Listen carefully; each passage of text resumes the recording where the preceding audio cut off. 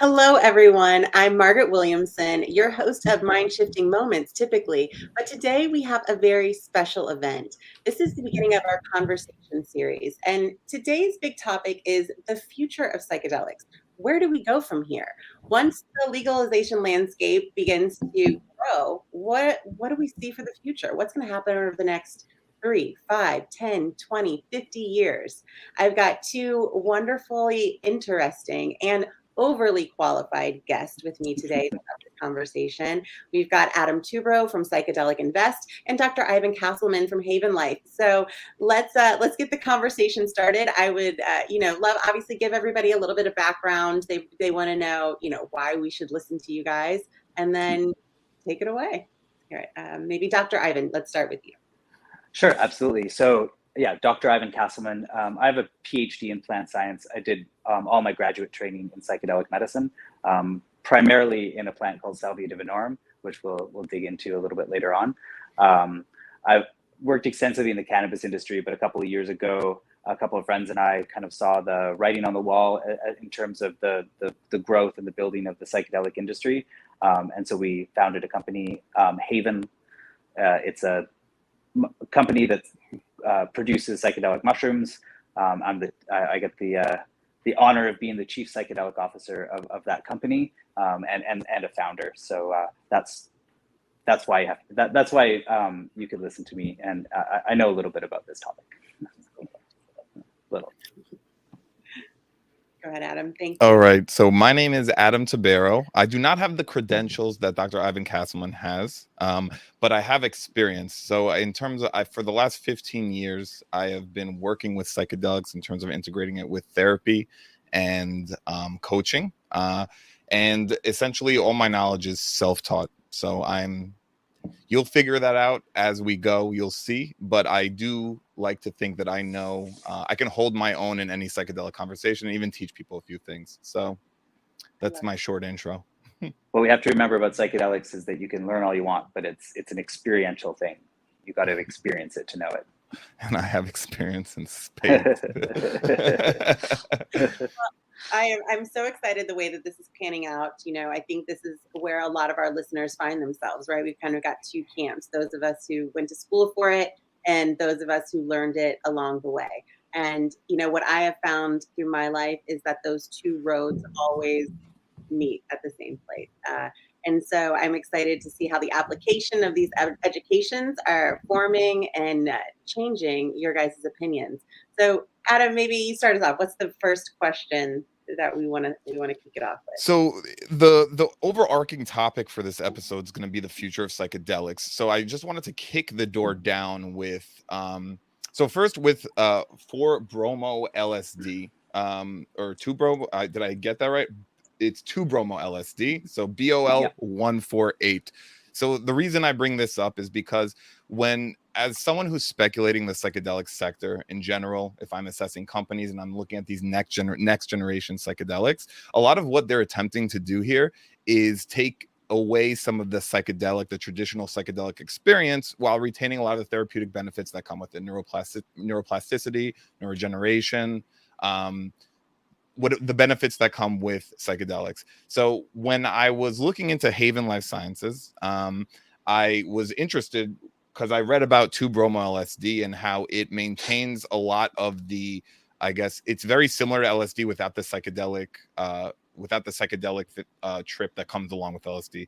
I would want to hear more about it from you, as you probably know a lot more than I do. So feel free to take it away.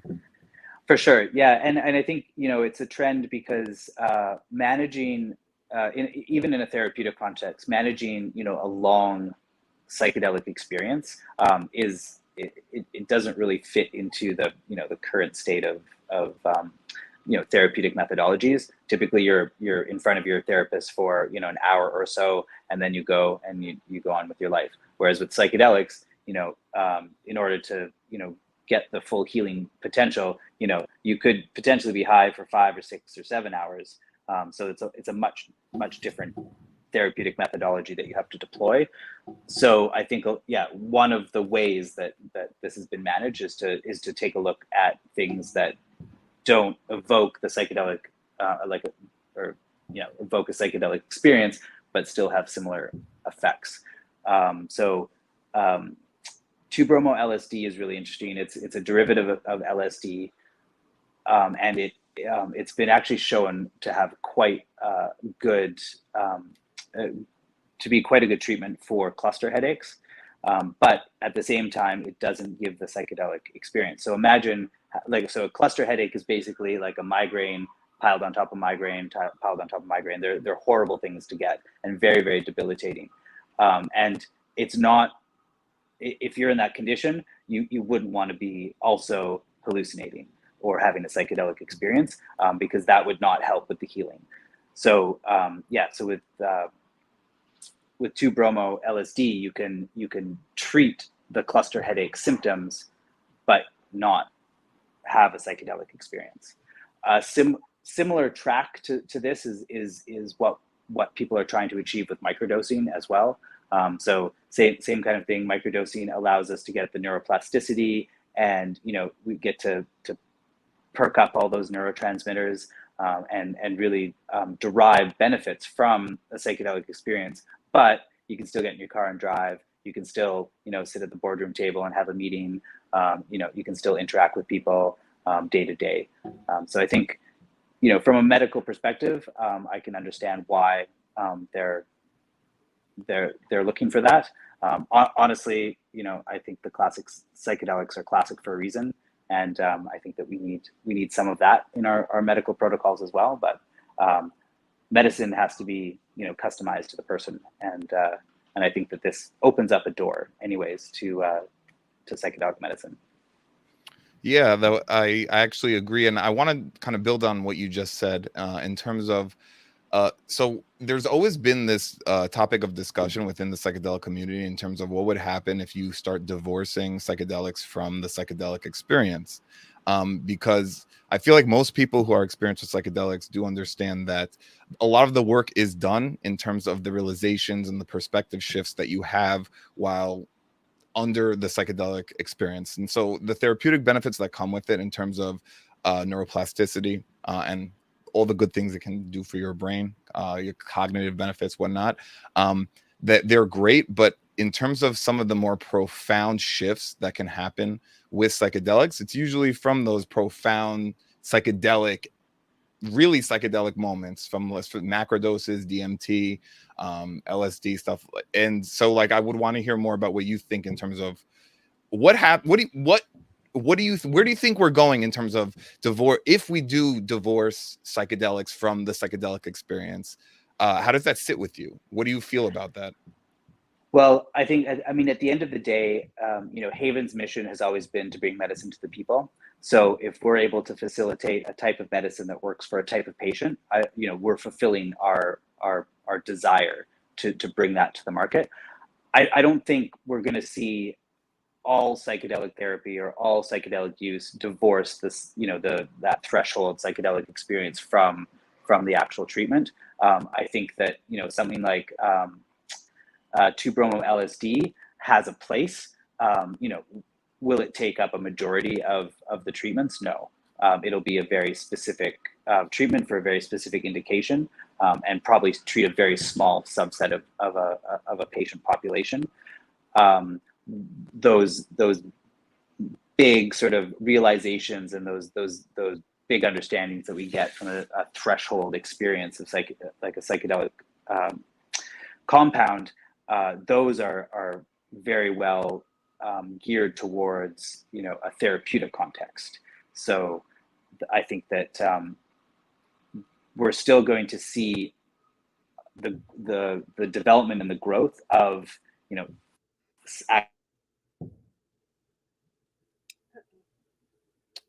I think we lost them.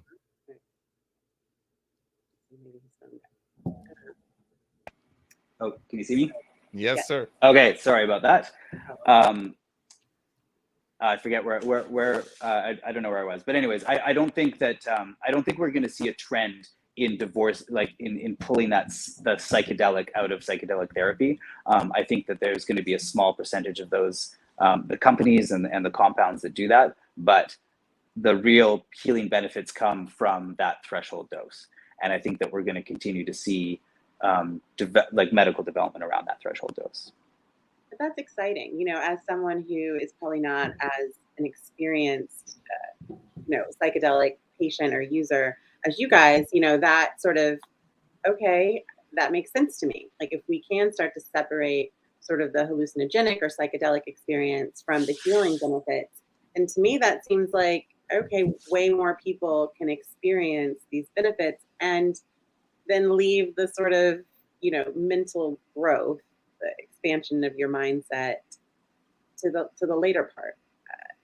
How do you guys feel like that is for the industry? If there is, what do you think, Adam? Let me throw that question back at you. How do you feel about the divorcing of, the psychedelic experience from the actual, benefits of the compound?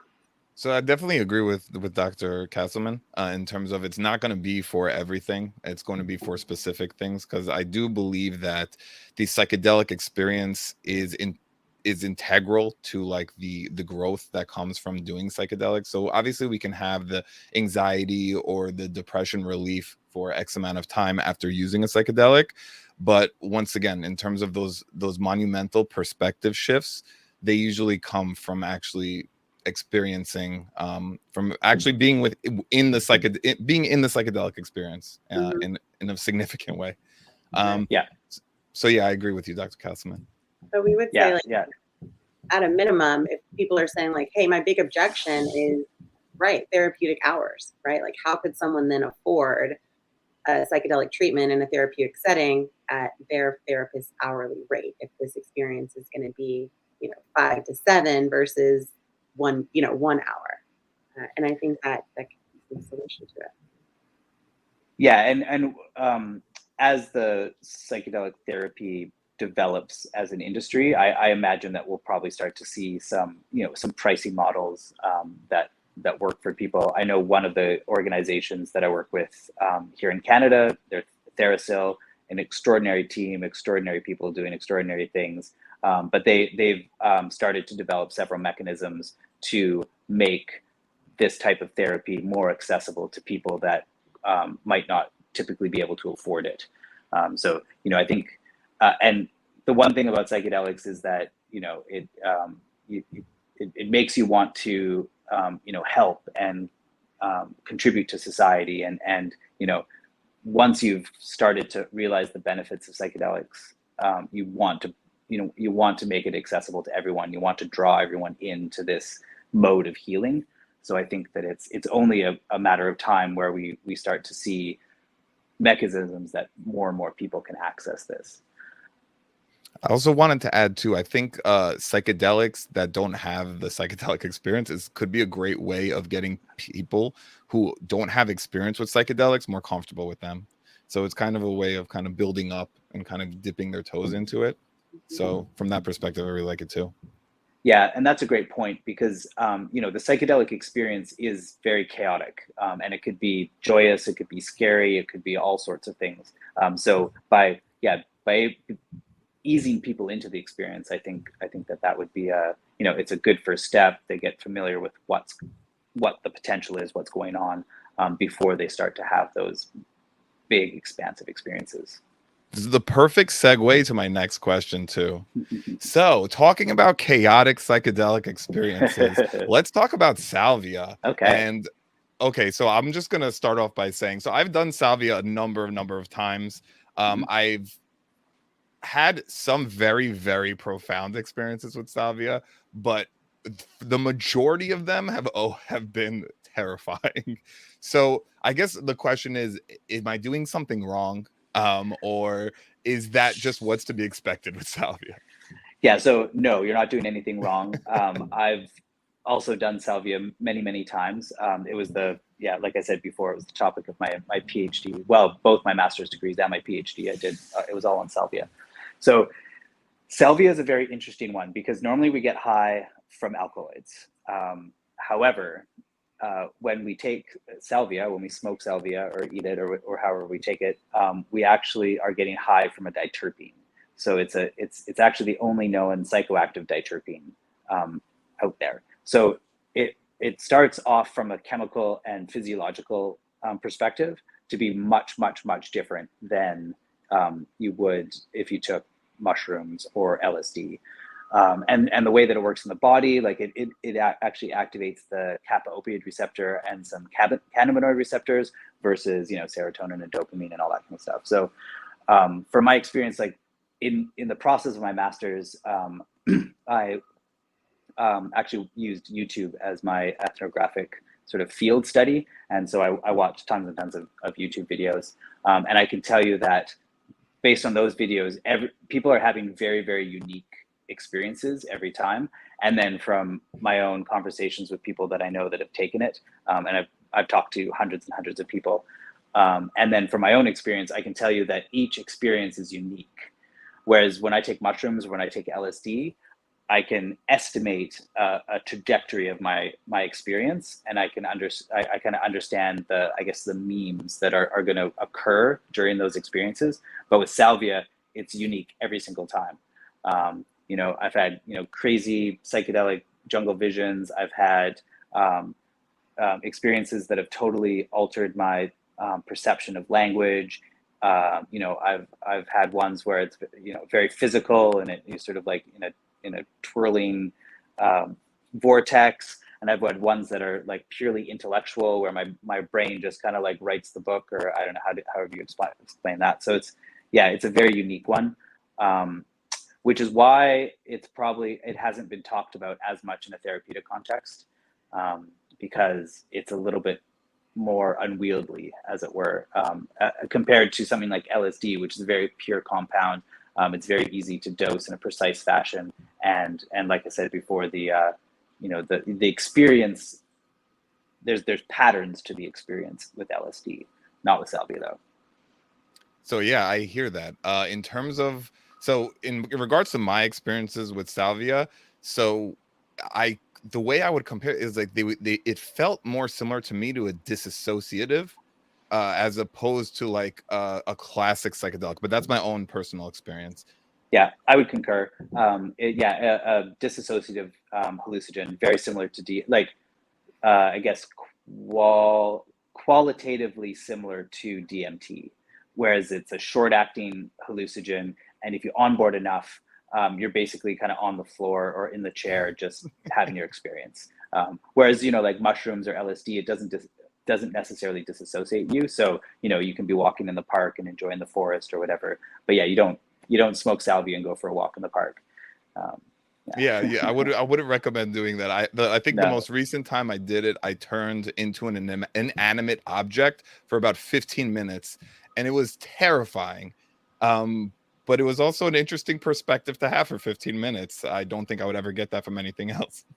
Yeah, and the nice thing about salvia is that it is short acting. So whereas some of the classic hallucinogens, if you do get into kind of like an uncomfortable experience, you don't have an exit, right? So it actually evokes your fight or flight response. Whereas with salvia and DMT, because they're short acting, your body actually never gets around to those. So you can be having an uncomfortable experience, but it's not long enough to kind of, I don't like using the word bad trip, because I don't think there's such thing as a bad trip. I think that, some are more difficult than others. Some have much higher learning thresholds than others, but yeah, the chance of having a difficult trip with salvia is less likely than something like LSD or mushrooms. I hear that. So also in regards to DMT, I agree with what you said. DMT is definitely can be unpredictable in some ways, but the best way I describe it, it's unpredictably predictable. So Yes. know where you're going every time at the same dosage, and it's going to vary, and it's always going to be mind-blowing usually, but it's you kind of get comfortable with it and you understand DMT. Salvia, it was a completely different ballgame. Yeah. No, salvia is definitely a different one, compared to all the other ones.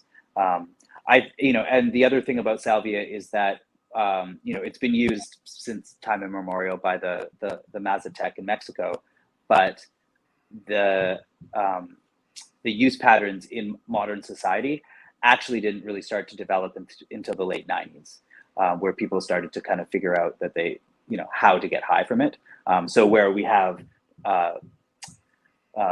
use patterns in our society that have been established for LSD and mushrooms and all that kind of stuff since, the 1930s, 1940s, that kind of, and I guess for LSD, post 1950s.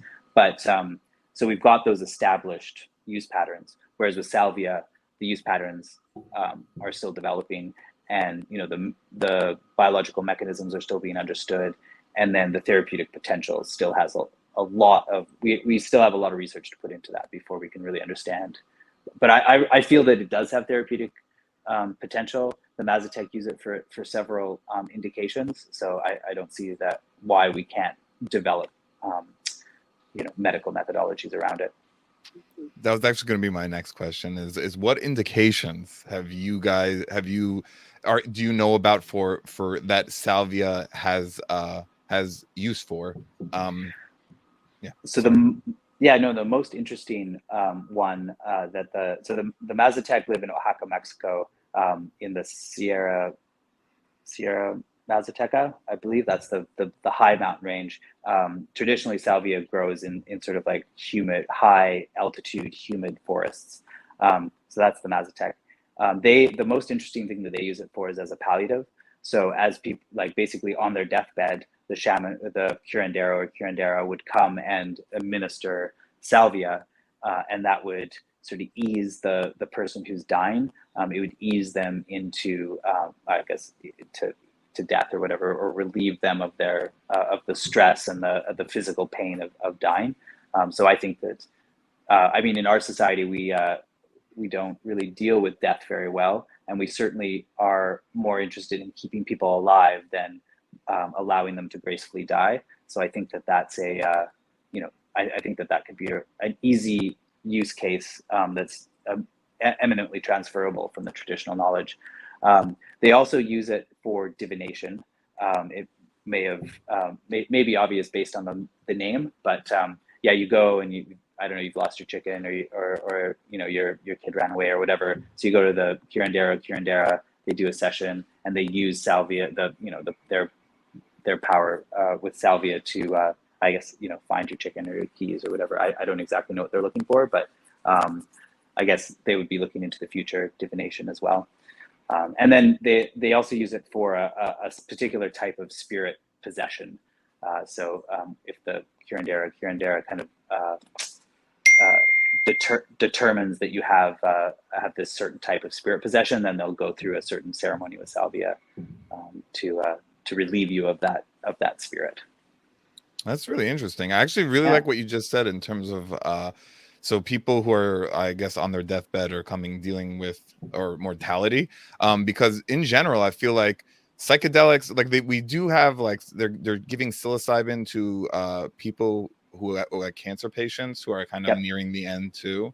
So it's very much in line with just psychedelics and mortality. But I noticed that from my work with psychedelics in general, so just all of them, for me, most of my work was done with DMT. So that's my big psychedelic of choice. My perspective around death completely shifted as I started doing more and more work with DMT, to the point now where I feel like it's 180-degree difference, where I just don't look at death the same anymore. Do you have any similar experiences through your work with psychedelics? Yeah, so I was really grateful very, very early in my my psychedelic exploration, even before I realized that I could do it as an academic study. I studied with an ayahuasca lineage, and I was the same thing. In one session, I changed my worldview 180 degrees, including going from being deathly afraid of death and dying and just being really concerned about it all the time, to I guess understanding it as a human mechanism and understanding that it's inevitable, but it's not really when you die. It's the effort that you put into life up to that point. So like I say, it changed my worldview 180 degrees, like you said, and I'm really grateful that I had that experience very young in my life, because it created a platform for me to then sort of create the life that I have now, which I'm enjoying, and I get to study my passion, which is psychedelics. Yeah, it's super empowering when you have that like one of those perspective shifts. It says especially around something like death, because that Yeah, is for everyone. It's always it's a sensitive subject for most. yeah, it is, and our society does not deal with death well. You know, we tuck things away, we bury them in the ground. We you know, there's a very structured set of language that we use around death, and it's not something that's celebrated. It's, you know, it's something that's kind of feared, and oh, it's, you know, it's such a bad thing.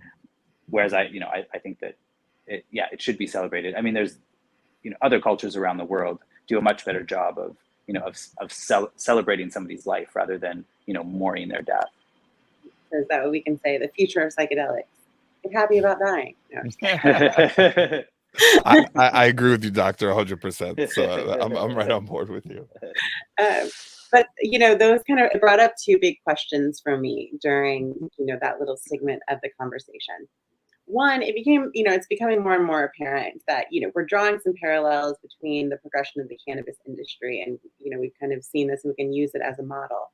But while that was sort of cannabis and you've got multiple strains inside of it, and now, hey, I'm not an expert in cannabis either. But the way I understand it, you know, you can get different strains. You can have sativa or indica, and then inside of that, there's different ways that they can mix compounds to give you different effects. But we can't really draw that blanket. It's not like saying psychedelics is like cannabis. Should there be more specific comparisons, like psilocybin could be similar to cannabis? Well, from a perspective, and what you're talking about is like the entourage effect. So there's all sorts of amazing compounds in cannabis that act in harmony together to create the effects that we end up getting from cannabis. And the exact same scenario is the same for like psilocybin mushrooms. So psilocybin, which in the body dephosphorylates and converts to psilocin, and psilocin is actually what you get high off of in the body. So mushrooms have psilocybin and psilocin, and they're kind of akin to THC and THCA in cannabis, where like THCA, you have to decarboxylate the acidic group to get to the compound that you can actually get high off of. But in cannabis, you know, there's, you know, I mean, people talk a lot about the terpenes and all that kind of stuff. In mushrooms, you know, there's beta carbolines and, you know, other alkaloids, things like baeocystin and all this kind of stuff. So, you know, we're only just scratching the surface of what that would mean. But definitely for mushrooms, there is some sort of entourage effect. You know, having, like, if you compare taking pure psilocybin to, you know, a mushroom, there are definitely different subjective effects of those two. So yeah, I mean, within some of the different, or I guess mushrooms, like for LSD is a pure compound. Now, mescaline is a pure compound, but if you're extracting out of the peyote cactus or San Pedro or Peruvian torch, you know, that there's probably an element of the entourage effect there as well.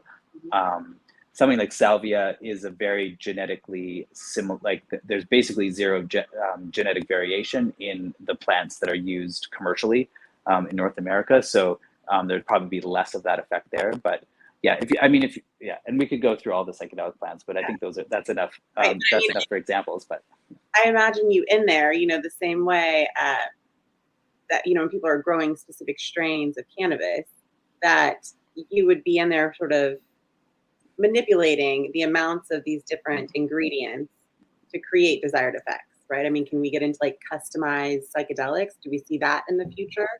Oh yeah, that I definitely think so. In terms of mushrooms, I think the next sort of evolution is going to be breeding different mushrooms for, you know, different compounds or different effects. But you know, I've had several sort of you know, custom made psychedelic terpenes and stuff in my career, and there's Alexander Shuglin, probably the greatest chemist to ever live. But certainly the most influential psychedelic chemist of our time. He wrote 2 books, and they're, you know, about this thick. One on phenethylamines. Yeah, oh, there we go. See, TCAL, tryptamines I've known and loved. So those 2 books basically, yeah, me too.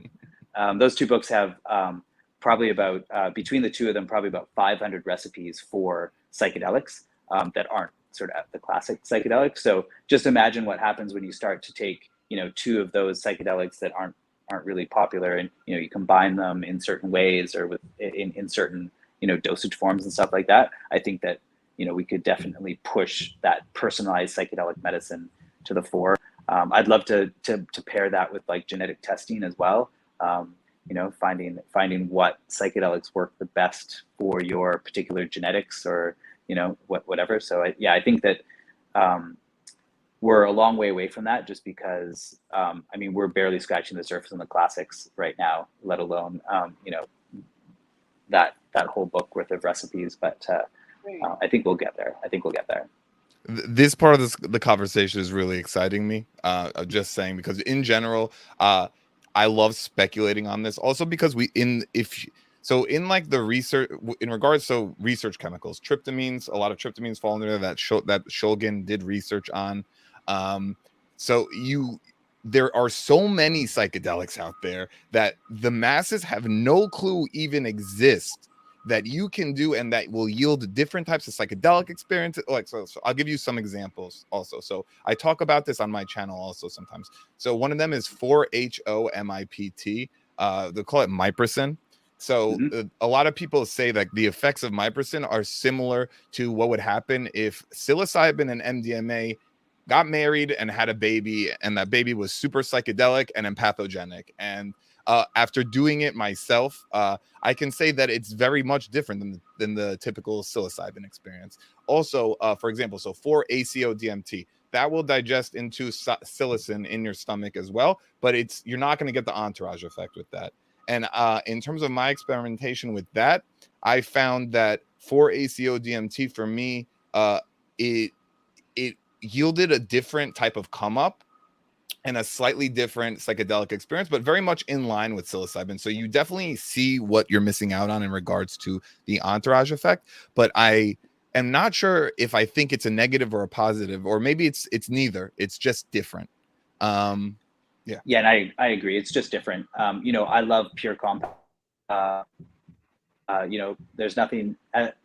Working in the lab, there's nothing better than seeing a crystal of a pure compound, develop in the petri dish or whatever. But at the same time, I'm a big advocate of plant medicine, and and just taking the plant as is, or a traditional processing or whatever. I think what we have to remember is that our doors of perception have many keys, and it's really up to us as individuals to seek out the right key to the doors of perception. Because it might not even be psychedelics. It might be yoga, it might be meditation, it might be long distance running.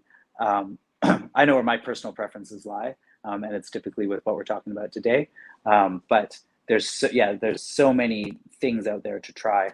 I'll just talk about one, because I don't want to take up too much time. But like 2CI, which is a derivative of 2CB, so much different than 2CB. I can really remember, just like, it's called Smiles, and I literally for like 4 hours had this maniacal grin on my face, and just like it's just pure bliss and joy, and not really psychedelic per se, but definitely kind of like a psychedelic mindset without actually seeing the the colors or any kind of visual hallucinations. It was an extraordinary experience.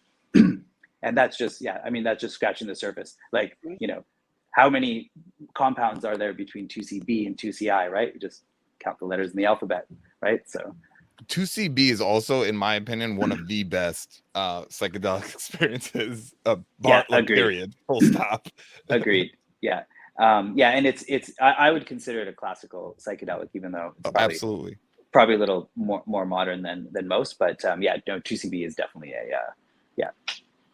good stuff.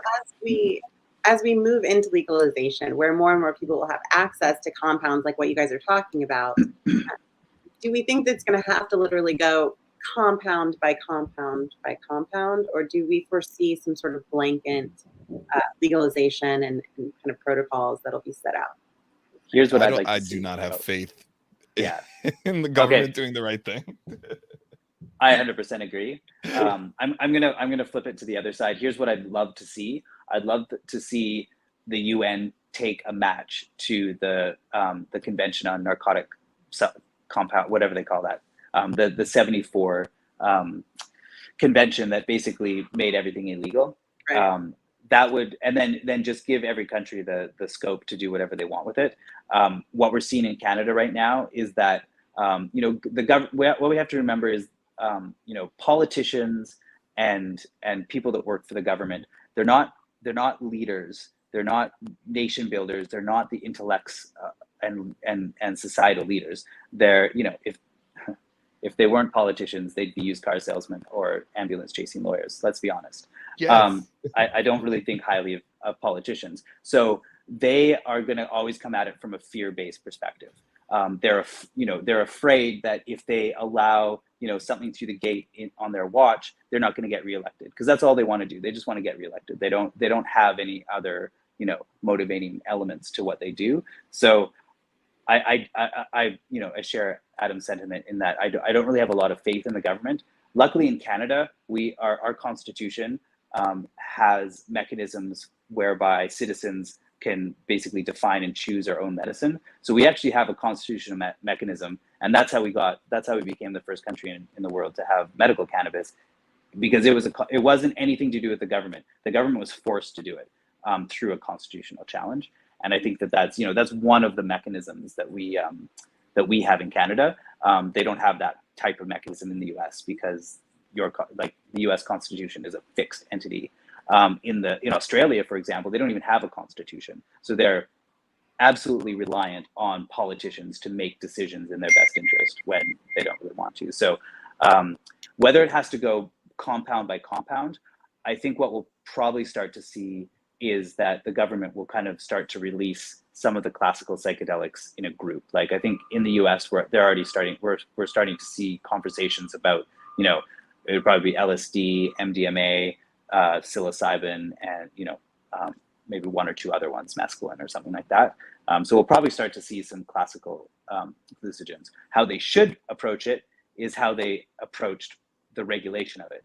So they had derivative laws basically. So you couldn't, and this was primarily to stop the research chemical game. So if a compound has a similarity to, say, LSD, it's illegal based on its similarity, not based on the actual compound. So what they should do now is they should reverse that, and they should use the same mechanisms to say, okay, well, if a compound is anywhere similar to LSD, it's now legal to use. Anyways, I got a lot more to say. That would be amazing. That would be so good. I just like, they need to just leave tryptamines the hell alone. Like that's I will die on this hill. Yeah, 100%. But I think a lot of it has to do politicians and the government don't really drive ideals of society. It's people that are out in the front and making companies that do this and having conversations about it and educating the public. Because at some point we have there's a critical mass in society, and society's, it happened with cannabis. Society is like, well, we either want it or we don't care. So fly at it, do whatever you want. Whereas we're not quite there with psychedelics yet. Not quite. But let's imagine that we were, right? And we're still kind of talking about this government perspective. And I think we've reached that point where you start to realize that, right, government is not here to make our world necessarily a better, happier place. But it's here to make sure that the world keeps functioning, right? The society keeps moving along in whatever direction they have set it. But, right, say everyone does now encounter psychedelics, they're able to have these fundamentally perspective-changing moments and have different worldviews. Just hypothesize with me a little bit. Like, how do we anticipate governing a people that are so free-thinking? Well, I think it becomes, that's a really good question. I think that a society or a country will always get the leaders it deserves. So I think that you have a society that's functioning, on higher level, for lack of a better term, you're going to get a society that expects a lot more out of its elected officials, and so it's going to make its choice of elected officials is going to be different. I think, I think it could also lead to the next evolution of governance, right? Because democracy is really not a very great system. It's slightly better than the monarchy that it replaced, but not much. And society by its nature will always evolve into the next form of governance. So I think you give society tools to create an extraordinary future, and they'll just get to work in it and create that future. And we can dispense with this whole democracy thing that is really just an illusion of governance and mostly just a power control mechanism. I also wanted to bring this up earlier, but I want to make sure I mention this before I forget it, before we run out of time. So it's going to go back to the psychedelics, or so in terms of, I take lion's mane every day. Lion's mane is one of my favorite non-psychedelic supplements, mushrooms, whatever. I love it. And I also found that when I combine it with microdosing, that I feel like there's a synergistic effect. I don't know if there is evidence to prove this, because clearly, because it's not a psychedelic. Lion's mane is not psychedelic. It just has, neuroplasticity, neuroregeneration, and it increases telomere length or something. I don't know 100%, but I wanted to hear your opinion on kind of mixing some of these non-psychedelic mushrooms like lion's mane with psychedelics, or maybe as a way of kind of keeping that neuroplasticity window open longer after microdosing or something like that.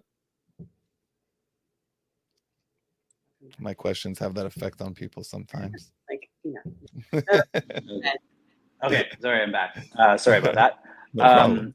Yeah, no, this is something that's super interesting, and I actually my sort of personal microdose formulation has lion's mane and like psilocybe in it. So I think that it's I think that it's going to be a really exciting future when we start to have the ability to formulate certain mushrooms or different types of herbal medicines with the psychedelics.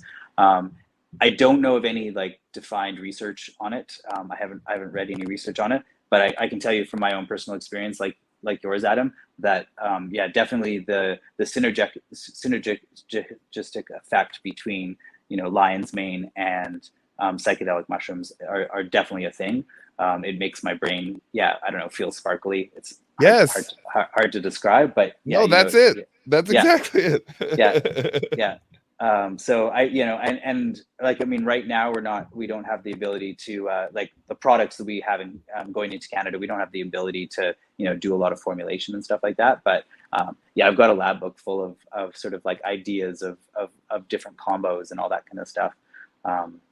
And I think that's one of the the future tangents of herbal medicine is to start combining these different herbal medicines in unique ways to create a better healthy product. Absolutely, and I also feel like people sleep on marijuana as having a synergistic effect with psychedelics as well too, in general. But there's so many things that work synergistically with psychedelics, but marijuana is also one of the big ones in my opinion. Yeah, I totally agree. I love the I love the combination like of basically any psychedelic and cannabis. I really like cannabis as well. So I am a dedicated user of all cannabis products. But yeah, those synergistic effects are really interesting because at a time where you may want a little bit more sort of like relaxation, but you still want that stress relief of the microdose or whatever, you can find that. Or I've actually been doing some work combining ketamine and cannabis, and that's been really interesting. Just the sort of the mind mechanisms that you can access when you've got that combination on board. Yeah, I mean, cannabis can really potentiate the hell out of these compounds in such a wonderful, wonderful way. I've had my most mind-blowing, jaw-dropping psychedelic experiences in my life when they were in combination with marijuana. And also, especially if I don't have a tolerance, if I don't have a tolerance to marijuana, let's say I took a month break, it's game over. Like it's like it takes it to like a different galaxy. Yeah. It's phenomenal, phenomenal. Yeah, I totally agree. Yeah, beautiful plant. And, you know, I think the same potential would be, you know, if we focused on the medicinal, you know, call it like therapeutic purposes or applications for this medicine, right? These different compounds, and you start customizing it to different ailments, different indications, things that people are struggling with. My big question for the future of psychedelics is, right, when we start shifting people's perspective to more to prevention and instead of just treatment, and healing instead of just masking symptoms, we're obviously going to be upending a huge economic driver, right, in the pharmaceutical industry and like the way that the traditional healthcare industry is set up. So, what do you guys see? Like, how do we jump that hurdle? Like, are they going to let you? Like, you just have to set it all on fire? You know, torch it the same way you wanted to torch the other thing, or you know, what do you see? I think the toothpaste out of the tube right now, as far as people and their awareness of psychedelics, I think the government's definitely gonna do what it can to make sure their pharma bros are getting money, and that they, I guess, maybe line their ducks up in a row so that they can also profit off of the upcoming psychedelic revolution or whatever we want to call it. But I think in terms of in terms of even gauging my network and like my net and like the people that I know through other people, within the since COVID, actually, since COVID, the amount of people coming up to me asking me about psychedelics on the regular, showing interest in psychedelics, people who my parents asked me about psychedelics. My parents are 75-year-old people from like a different country. They barely even speak English and they're asking me about psychedelics. So it's really interesting to see word get out. I think the toothpaste out of the tube, I think it's going to be hard to kind of stymie this, but never say never. I'm hoping that the momentum just keeps growing and growing. Sorry, take it to you. You know, right? Yeah, Yeah, go ahead. no, I agree with Adam 100%. The toothpaste out of the tube. And I mean, we've seen some cycles before where, you know, psychedelics have kind of come to the fore and then been sort of like pushed down again. I think we're to a point now where, yeah, all the toothpaste is out of the tube. I don't think it's going back in. I think from a short-term economic perspective, we're going to see, you know, the government kind of digging in their heels, making sure that, you know, because the pharmaceutical sector is a very large sector, and like their mental health, you know, treatment makes up a huge portion of their profits. But it typically takes a whole generation to really shift a mindset. So what I think what we'll probably see over the next 40, 50, 60 years is that, you know, the people choosing to take pharmaceuticals for mental health indications are just going to slowly drop as, you know, the favor of, you know, herbal medicines or psychedelics or other, you know, other treatments that actually work.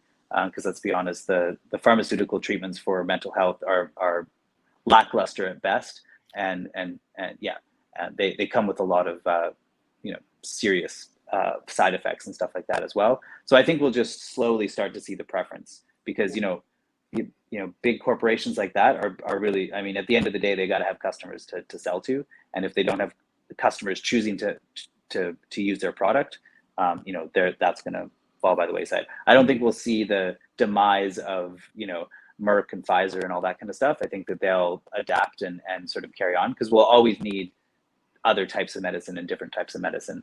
But yeah, I think the psychedelic thing it'll just be a slow burn as we yeah, see all those other mental health medicines go by the wayside. I think that makes a lot of sense. I wonder if any of you guys have talked to traditional talk therapists or people that are in sort of mainstream medicine. You know, are they excited for these developments, or are they feeling like it's going to mess up, you know, don't rock the boat? I feel like it depends on who you ask. I feel like you're going to have therapists who are completely on board. My sister is a PhD, she's a psychologist. She is so excited about psychedelics. She's taking certification courses. She's doing everything she can to be as prepared as possible to help for psychedelics. But I'm sure you're going to have some old school, let's say psychiatrists or some who have a different mentality who prefer prescribing Prozac or some of the other, I can't remember them off my name offhand, but some of these other antidepressants or anti-anxiety or benzos or whatever, because number one, that's just how they learn things, and that it's effective for what they wanted. It's effective in some capacity, and also for a lot of these pharmaceutical companies, they want you coming back and getting medication every month, and I my perspective in regard to psychedelics is like, I don't know if you're going to have to be doing the having re-upping on psychedelics consistently like you would pharmaceuticals, but I think it depends on the person. I do see therapists getting excited though. Yeah, I'm the same. I know several medical professionals that are very excited about this, and some that it's just so outside of their scope of training that they're very, resistant to it. And I mean, Adam, you bring up a good point. Use patterns are a very good way to kind of look at this, because our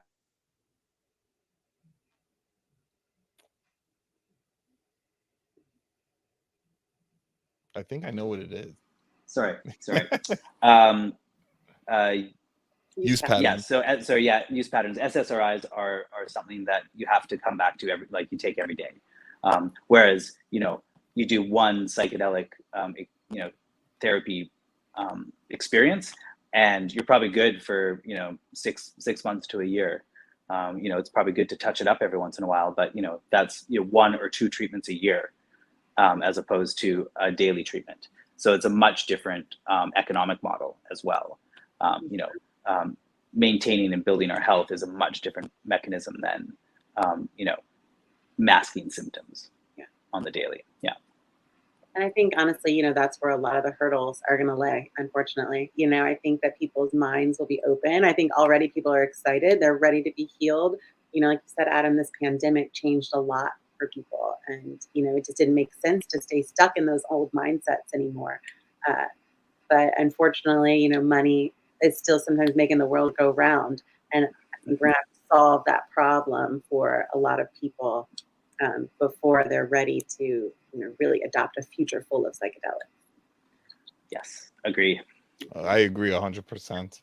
So I want to do that show, Psychedelic Profit. All right, I'll give myself the edge. Just talking about how can you profitize inside of the psychedelic industry, and what are some different ways that traditional therapists could incorporate different models and protocols to be ready for this. So I think it's a good conversation. Mm-hmm. I agree. Anything else? I just had one more thing to bring up in terms of, so I liked what you mentioned about mixing mixing different things, because I like the idea of mixing, Dr. Casselman. I think that not many people are looking into it, like the synergistic effects, potentiating effects, whatnot. One of the things that I stumbled upon, I want to say it was 7 years ago, that really changed the game for me in terms of psychedelics, was mixing them with MAO inhibitors. So not LSD, that won't work with it, but psilocybin, even DMT. If I take Harmaline or Harmala, ingesting that, I want to say 30 minutes before a psychedelic experience, it potentiates the hell out of it, in terms of it makes the come up more easy to handle, and then it can also extend the duration of the psychedelic experience, and also when you're in it, things just happen differently. I don't know, I can't really explain it, but I know that that's been almost a staple in my psychedelic arsenal since I discovered it with the MAO inhibitors. Yeah, and again, the formulation of unique combinations of plant and chemical compounds to potentiate the psychedelic experience. I think it's a fascinating study, and again, we've only just scratched the surface. But yeah, imagine one day going to your psychedelic specialist and I don't know, maybe getting some genetic testing or chatting through them for the type of experience you want, and then having them custom make an experience just for you. And yeah, maybe including an MAOI or lion's mane or whatever else. I think that's definitely part of our psychedelic future is to really understand these combinations and then play those combinations out in different formulations to evoke different experies. Sounds exciting. I'm excited for the future. Right? Me too. The future is bright. I mean, yeah, there's lots of room to grow. I think the right people are working on it, and it seems like we're all kind of mostly pulling in the same direction. So I think we've got lots of runway ahead of us. Yeah, I agree. The feeling behind it feels like the momentum is significant as hell, and it doesn't feel to be letting up at all. So I'm right there with you. Well, yeah, ride this wave on in. And for all of you listeners, if you want to get more involved, you want to get insider information and insights like this, make sure you subscribe to Psychedelic Invest. Even consider becoming a pro member and get access to private Reddits, private YouTube chats like this, all kinds of great information. And then make sure you're registered on Newly, which is going to be really the most inclusive database that's bringing together therapists, entrepreneurs, business owners, and inpatients into one platform to help us all further our journey and get closer to our journey to well-being. Thank you all for joining us. And this was a conversation about the future of psychedelics. Awesome. Thanks so much. All right, bye guys. Thank you so much. Bye.